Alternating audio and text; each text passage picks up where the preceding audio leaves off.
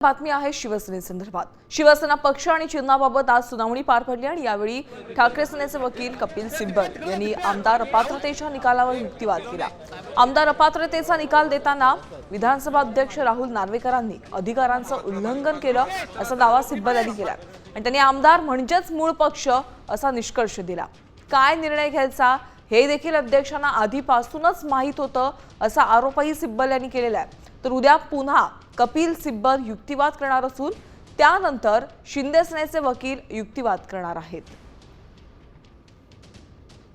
ते अनेकदा बोले 2018 ची घटना माहिती नाही, पण पुन्हा पुन्हा त्यांनी स्वतः इलेक्शन कमिशनने सुद्धा त्याचा संदर्भ दिला आणि स्पीकरने सुद्धा संदर्भ दिलेला आहे। म्हणजे ते स्वतः इतके गोंधळलेले आहेत। म्हणजे महाराष्ट्राच्या विधानसभेच्या स्पीकरांना तर त्यांनी सरळ सरळ निर्देश दिले होते की काय करायचं आहे, ते न करता त्यांनी सगळा जो काय गोंधळ घातला आहे तो तुम्हाला सगळ्यांना ठाऊक आहे।